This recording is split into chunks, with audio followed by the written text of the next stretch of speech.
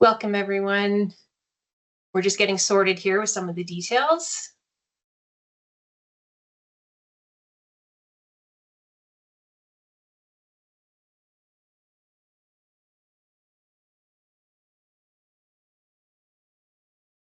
Okay, so we'll get started. Welcome to our fourth webinar in the series collaboration with G.F. Strong and Praxis Spinal Cord Institute, and today with UBC Okanagan as well. The topic today is navigating neuropathic and chronic pain in spinal cord injury. Super complex and very relevant topic, which is why we've added a little bit of extra time today to have an opportunity to hear the lived experience, research, and the clinical perspectives. So before we get started, I'd like to do a land acknowledgement. Praxis Spinal Cord Institute would like to acknowledge the land on which we are hosting this webinar is on the unceded traditional territory of the Syilx Okanagan Nation. We acknowledge these beautiful lands in which we learn, work, and play. We recognize that individuals are joining from many areas throughout our province today, and we welcome you to share the territory that you're joining us from in the chat option.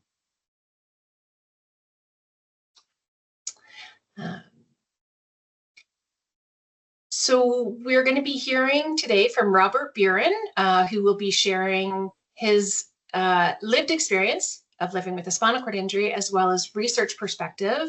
Rob, I'm going to let you introduce yourself through your slides and through your presentation. And then we'll have an opportunity to hear from Tova Plashkas about the clinical perspectives of managing neuropathic and chronic pain in spinal cord injury. All right. Should I take it away? Take it away. Okay, there we go. So I'm very excited to be here. Thank you for inviting me. I actually live in Ontario, so while I go to school in BC, I kind of have the best of both, I think.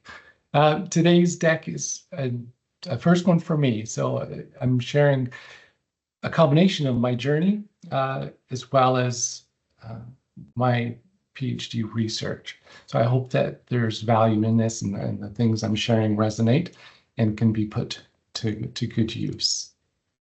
So let me start by bringing us back to 2008.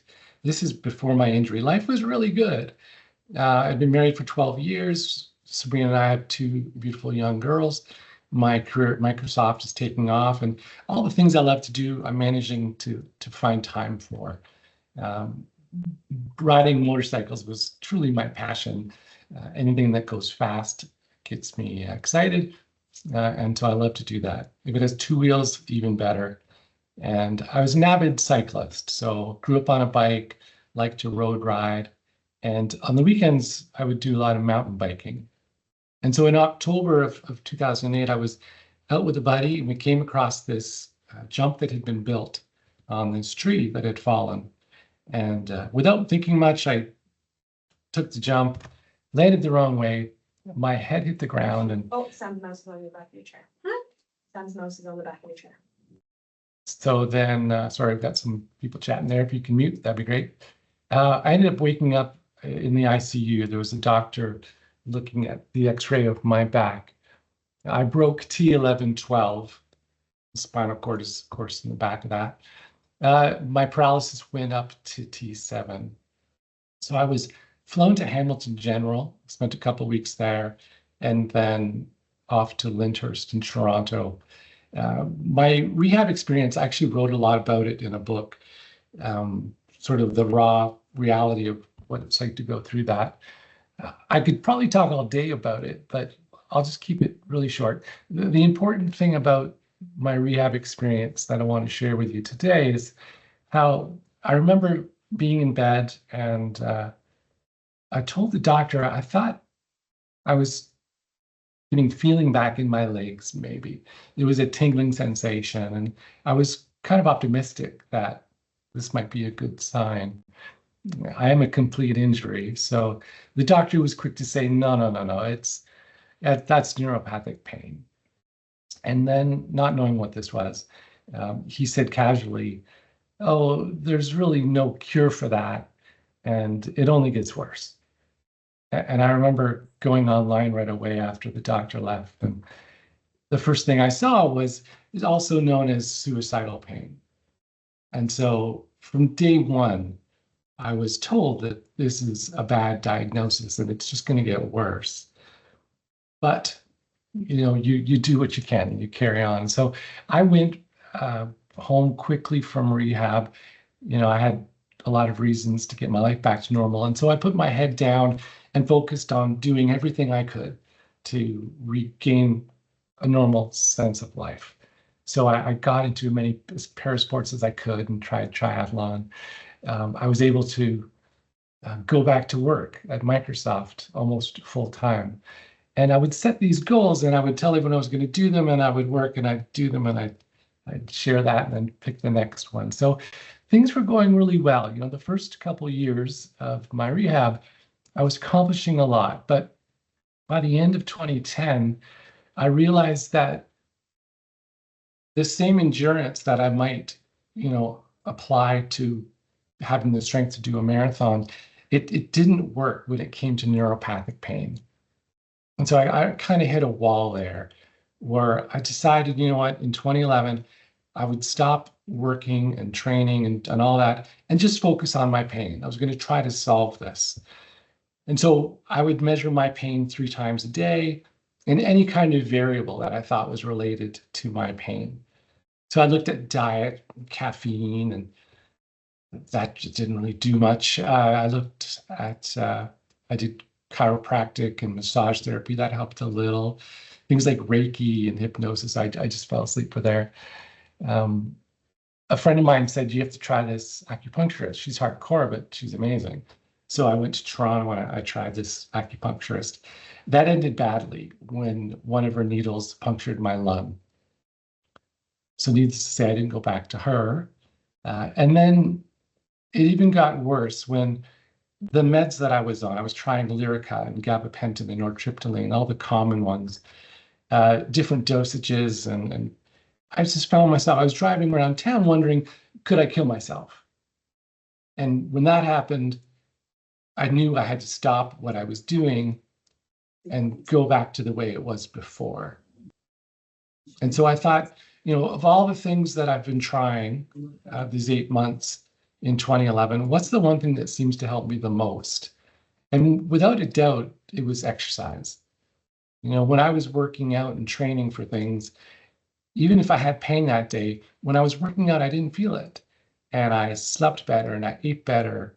I looked better. I felt better. And so I thought, I need to set a really big exercise goal that will give me the focus and help me and get my life back to where it was going. And so we decided on triathlon. So my wife and I decided, let's try and do a full Ironman. And so we started the training, and in 2011, 2012, we did our first half. For those that don't know, a full Ironman is a 226-kilometer race. It's a 3.8K swim, a 180 bike, and a full marathon. And then in 2013, we did our full, which was very cool because no Canadian paraplegic had done it before. And then for me, it's like, well, what's next? What can you do better? And it was the Ironman World Championships in 2016. So for a big block of time, focusing on that goal was kind of my escape from the neuropathic pain. The challenge is you just can't keep doing full Ironman. And so you need to find something else. And I filled my time up with other things. And so riding my motorcycle again, that was a huge accomplishment and it was amazing. And what's special about this day is that leading up to riding at the track, that whole week, my pain was off the charts. In the morning that I was going to ride, it was off the charts. But when I got on the motorcycle, I realized this a couple of days later, when I got on the motorcycle, the pain went away. And it was that moment when I realized, you know what, my brain is trying to keep me alive when I do these riskier things. And the epiphany was that the brain is the gatekeeper. And that's really key to my whole talk today, which is the brain has such a big role in the experience of pain that I'm going to focus on my effort on solving it. And so from that moment on, I was reading everything I could. I was taking mindfulness courses. I was listening to whatever podcasts I could find to try to find what's the secret sauce for other people's pain. Maybe I can apply it to my spinal cord injury. And things were going really well, you know. By the time 2020 came around, my life and my levels of pain were quite good. And then, of course, we got hit with the pandemic, which, you know, the messaging on that was, don't leave your house because you're going to die. The fear that the media instilled with us, because they didn't know either. I really found that dramatically there are 2 packages of Ridgeback strep on the drug. Impacted my pain. And in 2020, also towards the fall, the worst thing in life happened to my family and to me and my family. My youngest daughter, Zara, passed away. She went for a ride with her mom on the horses, and she didn't come back. And I debated whether or not I'd share this with you today. But this is my pain journey. And I think as you're dealing with people and they might be challenged with a spinal cord injury and all the things that go along with that, grief is another really big one that needs to be sorted through in some way because it'll contribute to the pain as well. The first 6 months after losing Zara, it was very much just in shock and not knowing what's going on. And again, I went back to my rules of I need to set goals and go and do them and be busy living, making the most of life. And so in 2021, I got out to BC with my best friend, a good friend, Rich. We loaded up my truck and trailer and brought the hand cycles to BC. And it was amazing to ride, you know, in the mountains on the road and then to participate in this first ever adaptive mountain bike race in the 3 mountains there in BC. You guys in BC are crazy. You're a different breed. I just love it. Basically, come to the mountain and play. But I mention this again because, again, that experience of racing down a hill or a mountain and dodging the trees, the pain goes away. And so the brain is the gatekeeper. Also on the mountain, I ran into this young, remarkable woman. Her name's Kendra, and she introduced herself. She was finishing up her PhD at the UBC Okanagan under the guidance of Kathleen Martin Guinness, and someone I know from previous interactions. And this got the ball rolling, and sure enough, in 2022, I'm fortunate enough to be accepted into the program in Kelowna under Kathleen's supervision. And my focus has been around solving STI pain. I'm very fortunate I was able to partner with Spinal Cord Injury and My Attacks and I-Cord and to be part of this community, again, the best of both BC and Ontario. Now, at the risk of coming across like a high school speech that starts with definitions of things, I do think there's value in just covering this quickly so that we are all on the same page. So when pain is defined, it's an unpleasant sensory and emotional experience associated with actual or potential injury or damage. It's that emotional piece that I really want to call out in the official definition, because our biomedical model traditionally, in my experience, has been all about the bio. And so I think there's opportunity here for us to make sure we can do more of that emotional piece. In terms of the 3 types of pain, main types, the first is nociceptive pain. You could also call it musculoskeletal. It's you damage your tissue, you burn your hand, you break a bone. That ongoing damage, you know, while it's ongoing is painful. As it heals, the pain goes away. So that's your nociceptive pain. The second is your neuropathic pain. So a lesion or disease of the somatosensory nervous system. It's also one of those ongoing damage type pains. And I think one of the great examples of that would be diabetic neuropathy. Your insulin levels are low when the nerves are being damaged ongoing. But the third and the real powerful one, I think, where I think we need to focus is nociplastic pain. in a nutshell, this is pain generated by the brain. It's a great example of this would be fibromyalgia. I know a few people that have that diagnosis where they've done all the tests. They can't find anything wrong, but that individual is clearly in pain, and it's very debilitating. And when we talk about plastic pain, it's really important. We're saying that the brain is the gatekeeper. We're not saying it's all in your head. And that's a really important distinction that we need to be careful of, because people will often hear that we think they're discounting it, or in some way it's not real. It's very real. You can think of phantom limb pain. There's no limb there, but it hurts. And I'm a complete T7 injury. My skin feels like it's on fire, even though my skin could be cold to touch. It's very real. That's what we need to remember when we talk about plastic pain. So in summary, when you talk about pain and defining it, there's a bunch of things going on. There's the spinal cord. We'll talk a little bit more about that. There's the brain's role, which I keep talking about, and your history, your thoughts and emotions, your memories, the stress, all of those things shape pain. And that's why it's just so complicated. Now, there's 3 theories and models I'd like to share.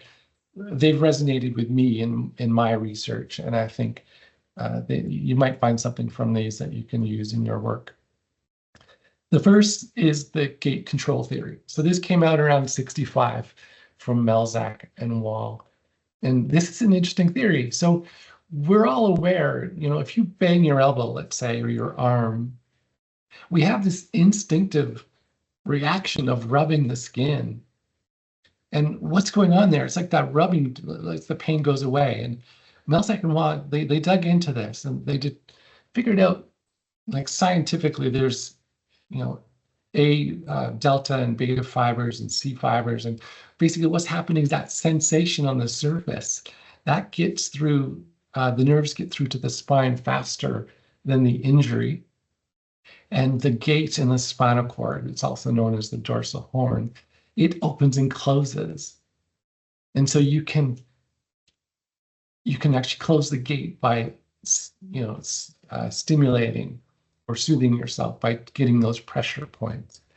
And so that was a neat finding. And they also noted something, which was that the brain can trigger that gate. It can open and close the gate.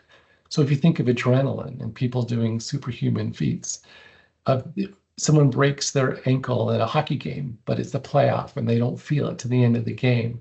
Like, the brain can control that gate as well. So this theory came out like 60 years ago. But again, in rehab, my experience was it was all about the meds. So that's the first theory. The second theory is the biopsychosocial model of pain. So biologically, psychologically, and socially, all 3 dimensions play a role in our experience of pain. This came out in the 70s by George Engel. And really all my research is using this model and looking at all those factors in the experience of pain. And then the last model I wanted to introduce was the fear avoidance model. So in the 90s, Land and Linton came out with this. You might have seen it. And I think this is really key. I know it is for me personally. So you have an injury. Of course, all of us had a spinal cord injury by definition. You experience pain. Oh my gosh, it hurts. Does it ever? And then you're in the hospital and you're just surrounded by fear, really. Everything you're being told, and this world that you've just entered, where you're not sure where you're going to live. You just learned about bowel and bladder. You just learned about skin health, about autonomic dysreflexia maybe, or spasms. There's just bombarding you with this information and this new reality. For able-bodied people, maybe your back slipped out and there's that fear that I'm going to hurt it again. And so you avoid moving, you avoid doing the things you did before. Maybe you won't pick up that box, for example. You won't go for that run because you're afraid it's going to stir up the pain. And the consequence of you not doing those actions anymore is actually increased disability or loss of function, loss of endurance, loss of strength.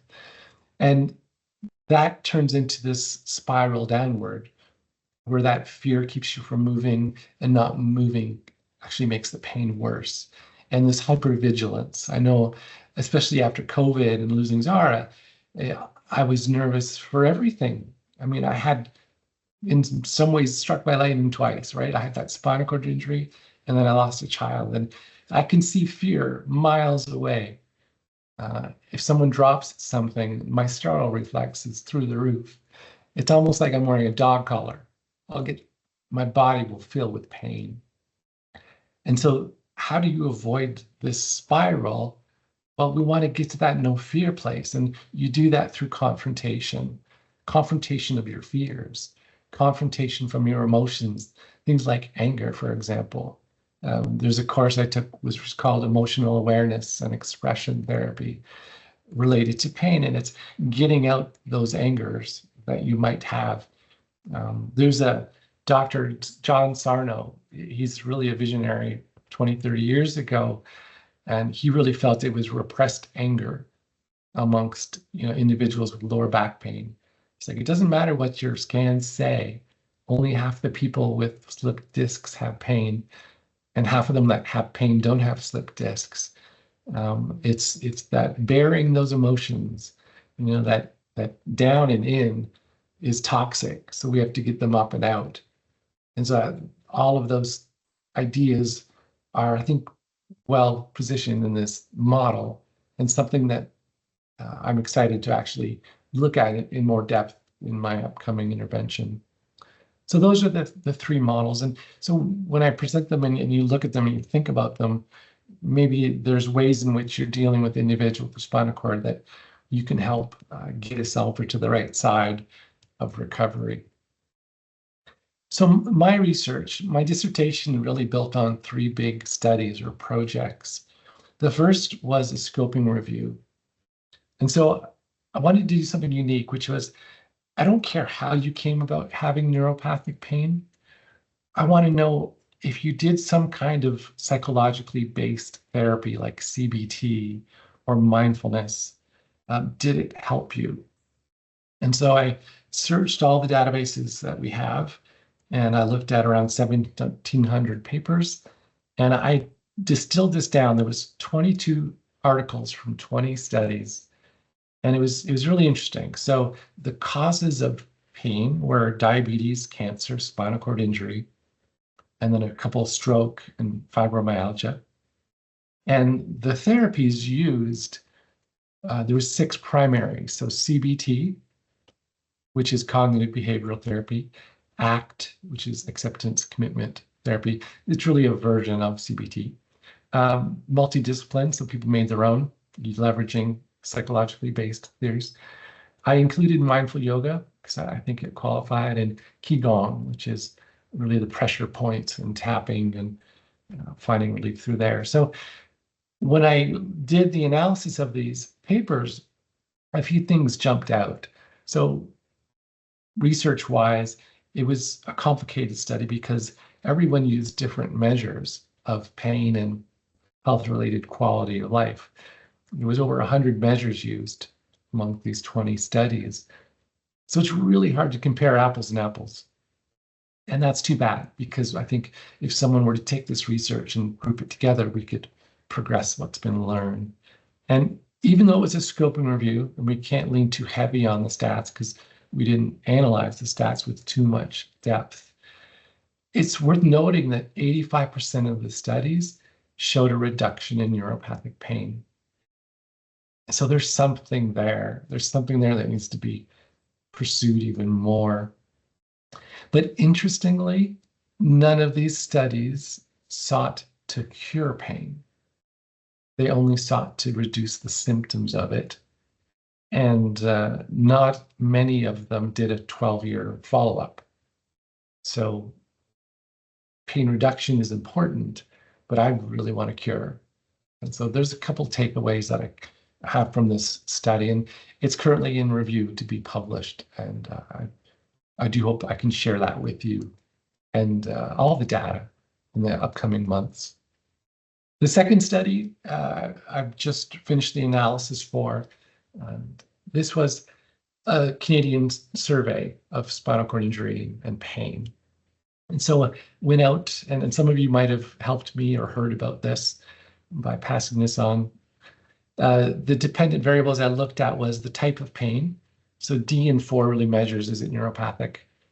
And then BPI, that's the brief pain index, severity and interference. When you see severity on a BPI, that's how much pain did you have in the last day.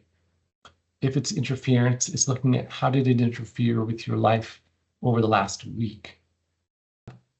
And taking what I'm learning to the rehab organization, to the hospital, I think that the right questions really need to be asked. Less, which meds do you want? And much more, how are you? Really, how are you doing? I remember being in rehab and I'd cry because I was overwhelmed.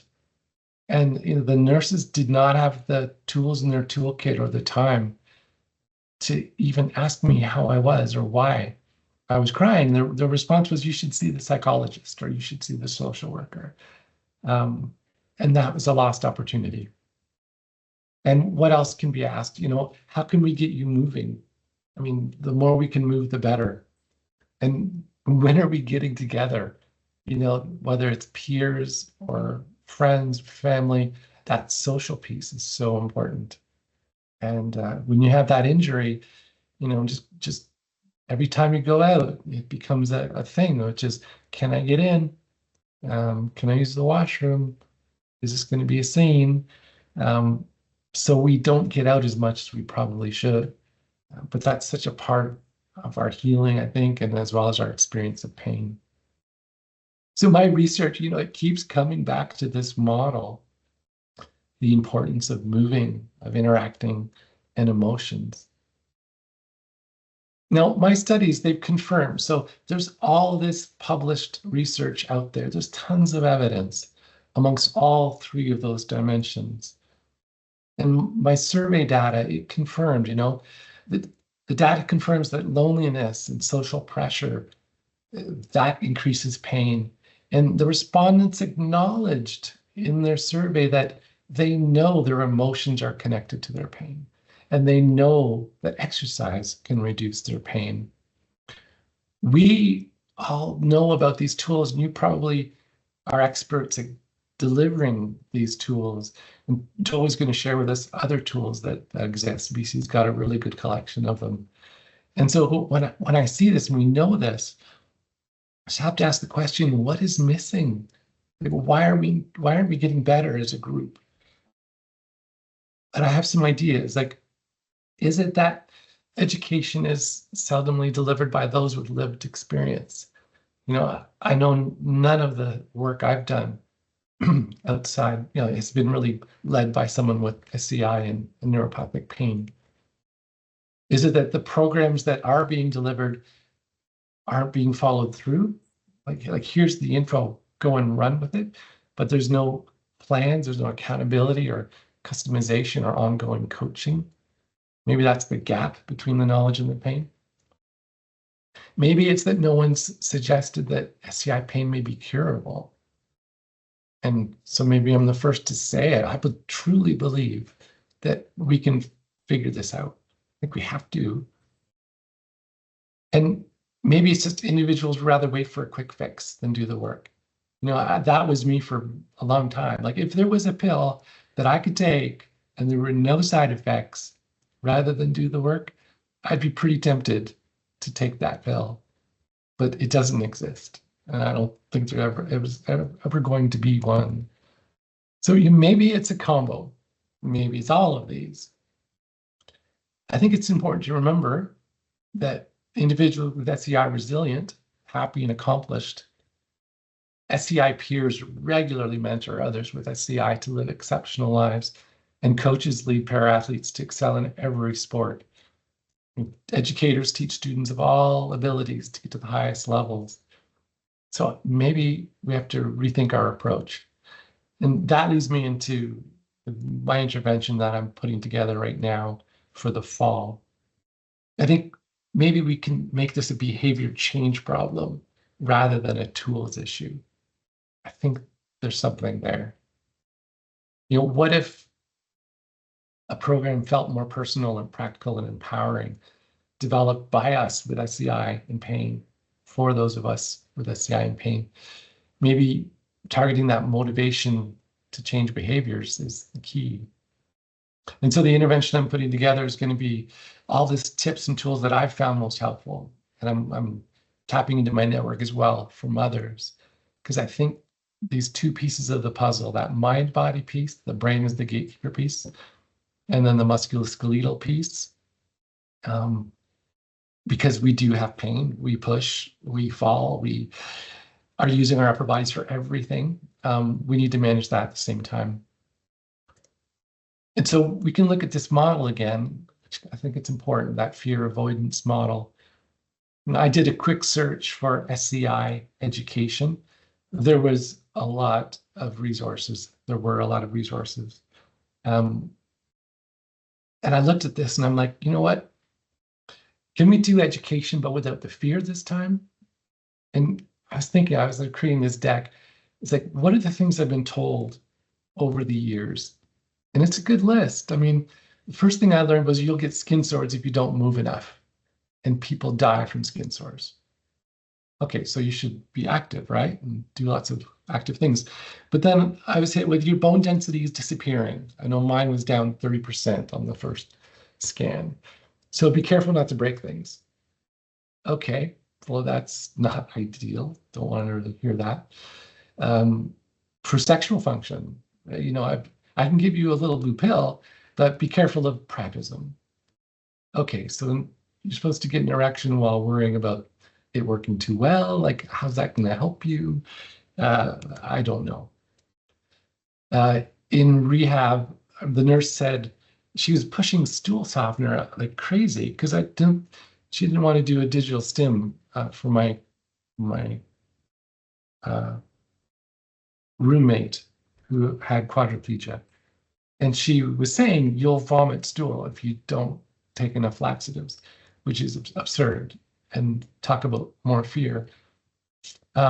This is becoming more common. Use power-assisted devices and lifts so you don't blow out your shoulders. I just can't imagine. Whenever I don't move for a period of time, like when I had my lung punctured, my shoulders were so much worse. We need to move. We need to build strength.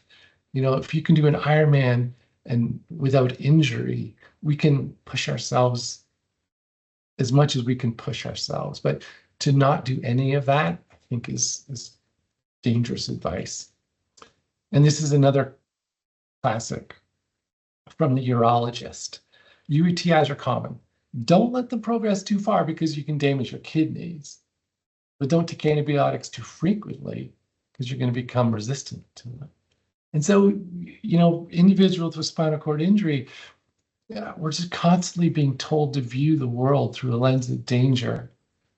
And when fear is so correlated to pain, I think this is an opportunity for us to do better. And so my intervention is going to be truly around solving SCI pain. That's the goal. That's the title of it.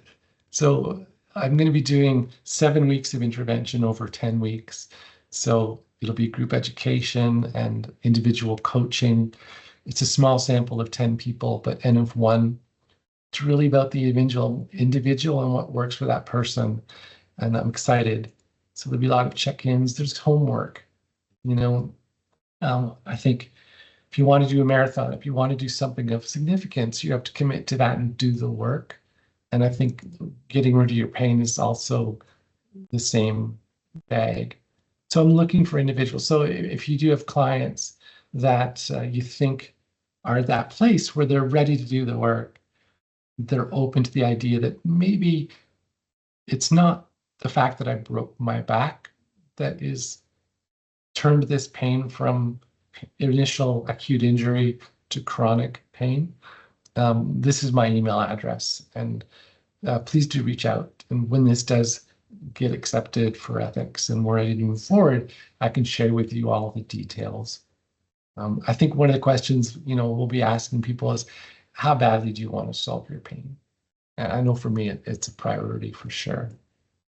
So just wrapping this up, today I've tried to sort of share with you my experience as well as what I've learned and where I'm hoping to take this. So just a few key takeaways. Truly neuropathic pain is complex, but it's not hopeless. And I don't think there's anything wrong in sharing with people that we need to keep looking for the cure. It's just too important not to. The brain, emotions, and environment are all influencing pain, and the fear and avoidance worsen it. So how can we face that and get to some relief, really, and ideally a fix? And then the pain is real, but it's also changeable, and recovery is possible. I'm going to keep coming back to that one. I have a personal website, rockthechair.com. If there's any interest there, I'll be posting stuff about my findings, about the research coming up. So I just invite you to check that out. It'll also be on ICORD and SCIO and SCIBC. So there we go. So some next steps. I'm going to stop sharing my screen. Tova's going to share with us some of the resources that she's identified. And I've gone through them. They're really, really good. I think you're ahead of us in Ontario with what you're doing and how you're doing it.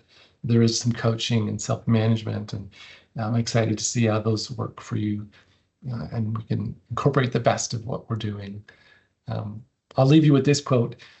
I like the quote. I'm not sure if it's true, but pain is inevitable. Suffering is optional. So on that note, I hope there was something there, and I'm happy to answer questions following Tova's piece. All right.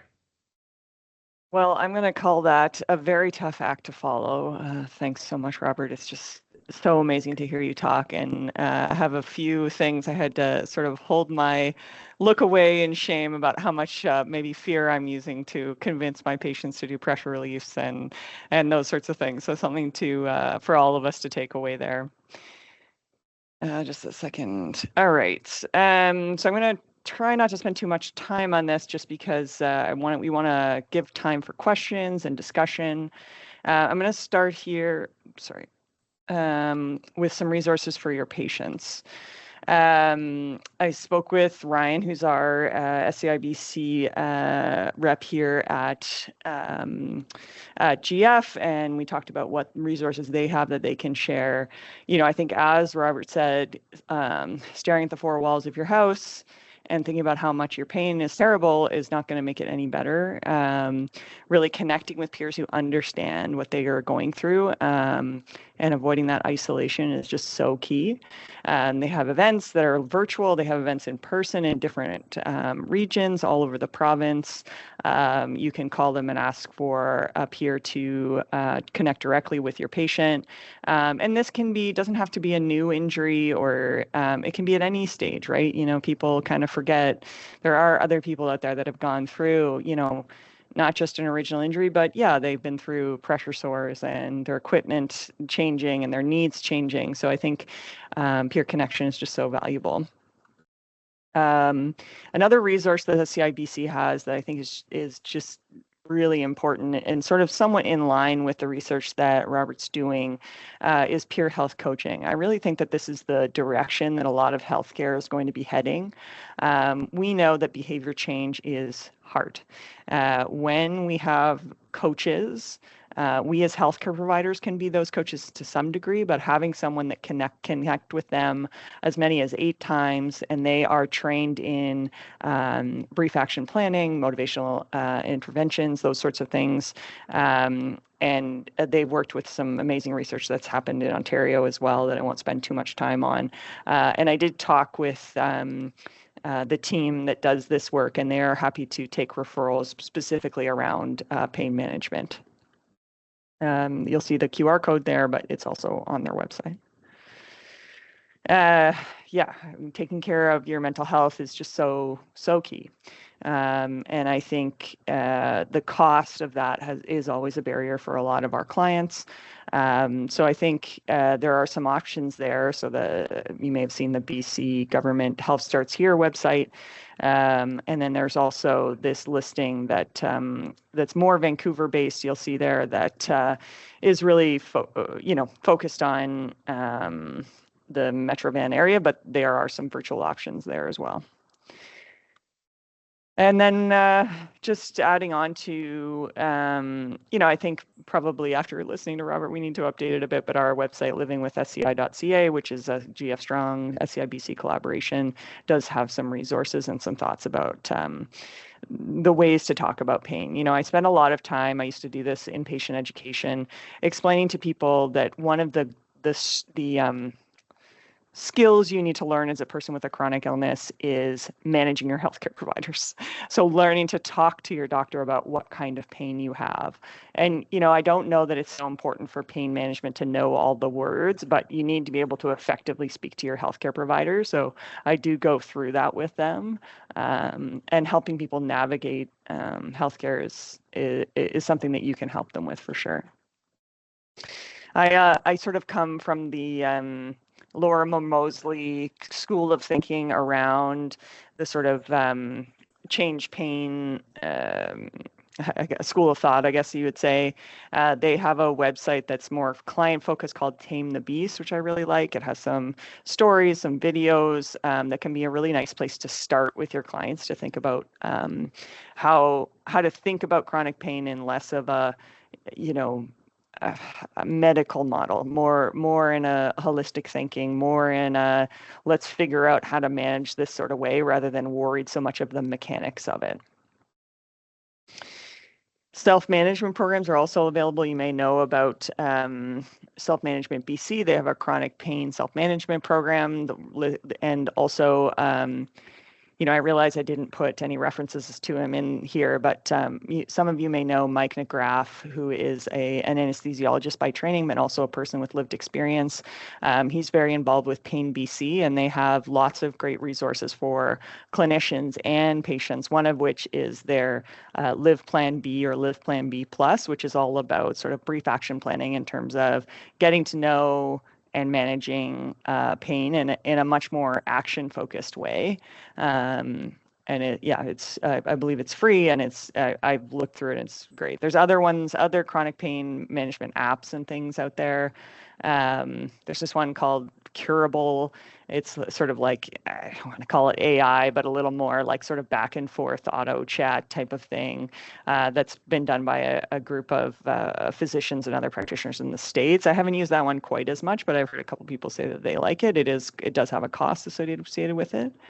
And if we're thinking about meditation and mindfulness, there's so many apps out there for that. I just happen to use one called Insight Timer. It's free. It has several, thousands of meditations around sleep, chronic pain, those sorts of things. But that's one of many of them that are out there. And then for you clinicians, I mean, I could talk for days about how many courses, amazing like width and breadth of resources that are out there. I won't focus too much on it. I do think some of these ones tend to be discipline specific. So I'll just say that the ones, I'll sort of talk first about this, and then I'll talk about some very basic resources. One thing I really wanted to talk a lot about is that people with spinal cord injury, in my experience, have been sort of labeled as drug seeking or people who are just not really, they're just asking for way too much medication. And just to be aware, if you have somebody come in and they're septic, their pain is going to be bad, right? Their body is sort of eating itself, including the nerve system is not getting enough hydration or nutrition when they're in in sepsis. So just being aware to be kind and understanding. The other thing I would say is that I'll just hammer home, as Robert said, the hurt versus harm, making sure that they're getting moving. I think, all of us can get into that sort of cycle of feeling like every time I move, it hurts. But, really thinking about that, helping them work through what is going to be overall a positive thing for their body and for themselves, I think is just so key. And I think the other problem with living with chronic illness is you can wait for forever to feel better, right? If you have a chronic shoulder issue plus neuropathic pain, plus you run into UTIs, okay, when things get better, I'll start to exercise. When things get better, I'll make sure to take care of myself a little bit better. But the reality is that day when things are easier it won't come. Or certainly won't come until you sort of have to put that cart before the horse in some ways.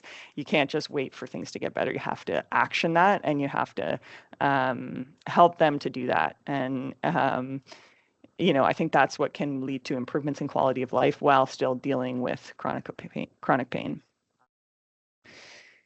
I really believe in.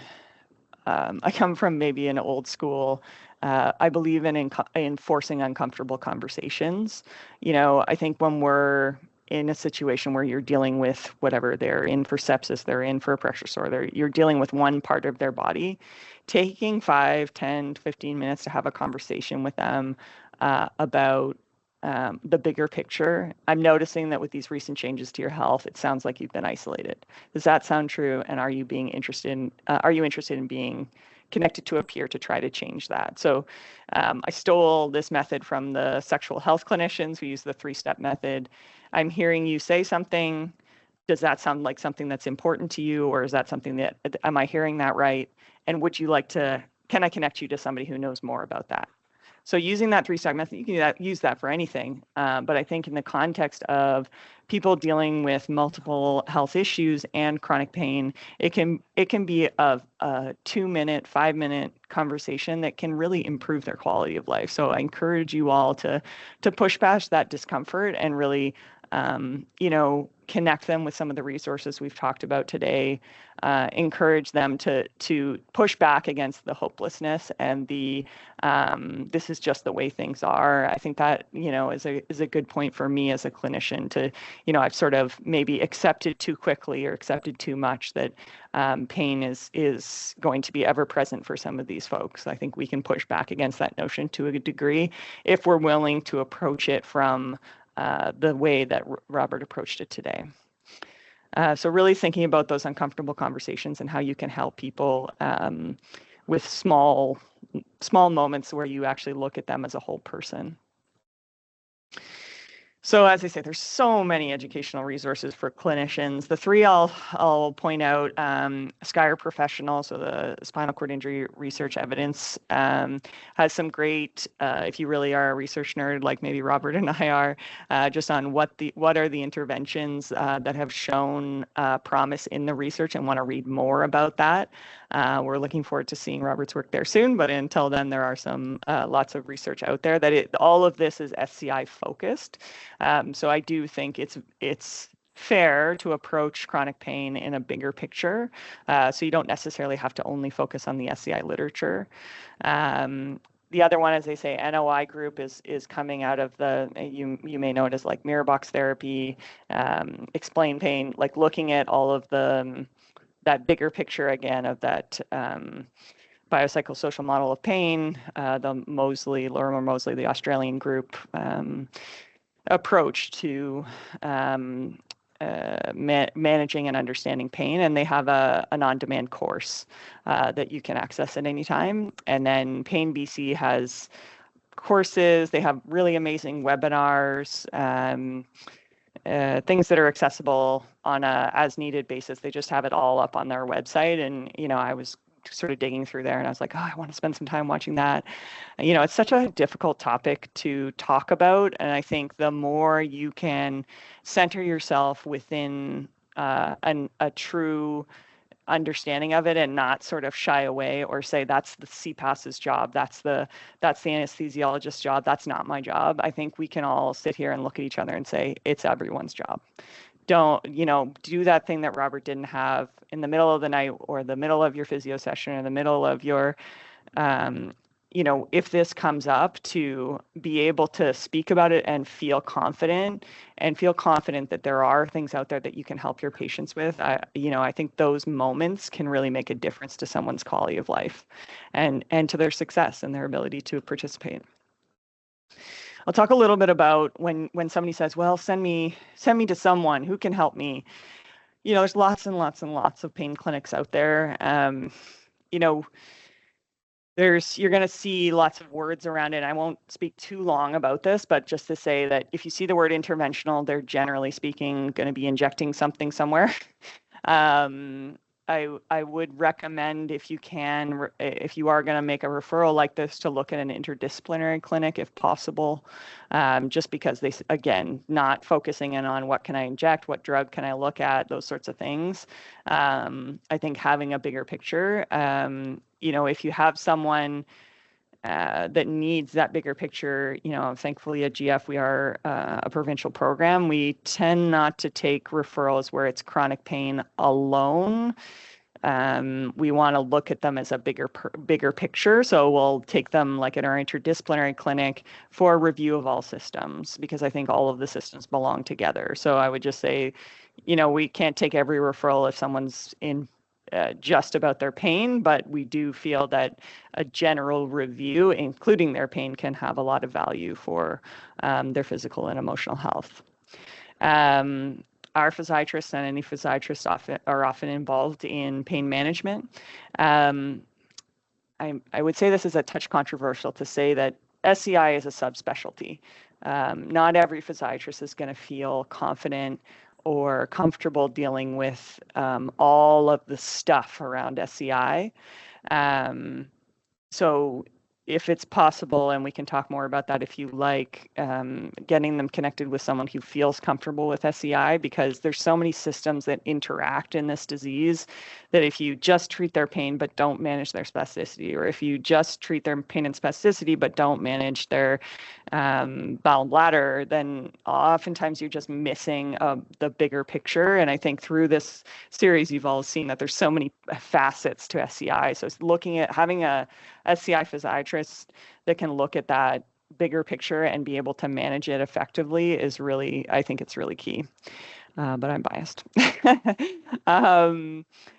So as I say, referrals for pain alone, we often redirect community physiatry, local options in your community. In Vancouver, there's private clinics that do that still the physicians bill through MSPs like CPRI or Kinetics.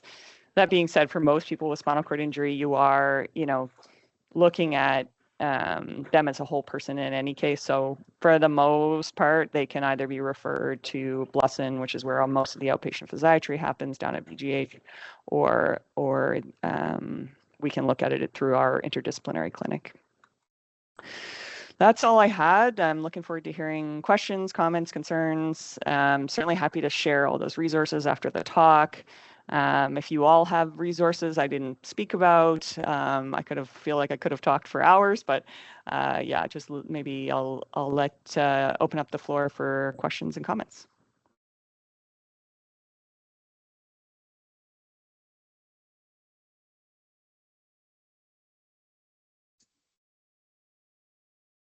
Thank you so much, Robert and Tova. It was fantastic. So much information. Also just like scratches the surface, right? With what we need to know and with some of the challenges. So I wanted to open it up to the group. We did extend the time today to have an extra half hour because historically in our webinars, we've run out of time for discussion, and that's the important thing. So I wanted to turn around to you guys. So those of you that are working in regional areas of BC or just, in the community, in the hospitals, I would like to know what your experiences and or challenges are with clients that have pain.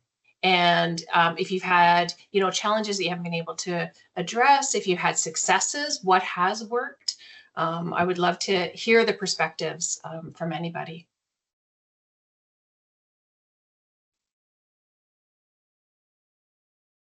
Or any questions that you might have as well. You've got the team of experts. Sorry, I came in late. I missed the question. Sorry. Could you Hi, repeat it? Gabe. Hi. Are you just joining us right now? Yeah. Oh, okay. So we're just wrapping up an hour of webinar with Robert Buren and Tova Plashkas sharing about neuropathic pain, personal experience, research, and clinical perspectives. So I don't know if you have anything that you wanted to share with regards to pain, some challenges or successes that you've had. Yeah, I've been having a lot of issues with pain, and I've been having a hard time getting pain management. I had just gotten a referral to the Spinal Cord Center for a new physiatrist because my last one had left. And the problem is, that takes like 6 months to a year to go through. And it's really annoying dealing with this situation. Okay, James. Yeah, one of the things that I'm glad that you mentioned it, Tova, is the physiatry side of things, whether that be down at the Blossom, maybe locally. I know that Vancouver Island has a plethora of physiatrists, or at G.F. Strong. And it's interesting when I talk to a lot of community members out here in the Okanagan that have not actually taken the initiative to have a referral, just to sort of have a baseline of where you're kind of sitting in your current health. And I wonder if that's kind of similar across the board around the province, and if it's something that maybe we should try and promote a little bit more so that people can actually, like you said, sort of look at the whole baseline, even if it's not necessarily neuropathic pain, but just trying to get a baseline of where your health is, because we're all aging with SCI, and there are just to be able to have that referral or easier access to G.F. Strong or the Blossom Center. I'm assuming it's kind of both, right, Tova? You can get referred to a physiatrist that works at both centers. If they're, Yeah, most of the physiatrists work both at GF. If the referral comes into us, it just tends to be that's where the outpatient appointments happen. So if you send it to us, it will go through Blesson, not because we're trying to turf you, but that's just where the appointments happen. So we work closely with Blesson to make sure that people get the care they need. The referral can go directly to Blesson as well, but we have fewer physiatrists than we used to doing appointments for SCI physiatry here, and that's just a process issue. It's not because we're trying to get rid of you. It's just easier to do it at a Blesson. And often they can try and organize to get like urology and physiatry done, hopefully on the same day, although sometimes that's hard. But yeah, I often recommend to people, sometimes it's a combination, right? So it could be that you have a physiatrist locally who doesn't feel 100% comfortable with managing the whole SCI picture, but can do the injections for your, spastic calf, your Botox, for example. Because you can get a referral to Blesson to do a phone or Zoom appointment. So it doesn't necessarily have to be in person. Now, are there things where it would be better to be seen in person? Sure. But I think being creative and looking at different ways so that people aren't having to travel if they don't need to, supporting, I know, the doctors here, there's I think they have the sort of WhatsApp group of physiatrists all around BC, and they talk to each other, and they ask for help when they need it, and we'll often contact our physiatrists for help when they feel like, oh, this is a SCI thing and that's not for me. And I know, for example, in the interior, while you have lovely physiatrists, they have to be generalists, right? They're not going to be, there's not enough of a population to support an SCI specific physiatrist. But knowing that, trying to look at something creative like Blesson plus your local to deal with different parts, or your local can ask for help, those sorts of things. I think there's creative ways that we can help people manage these things. So not to hesitate to ask for what you need.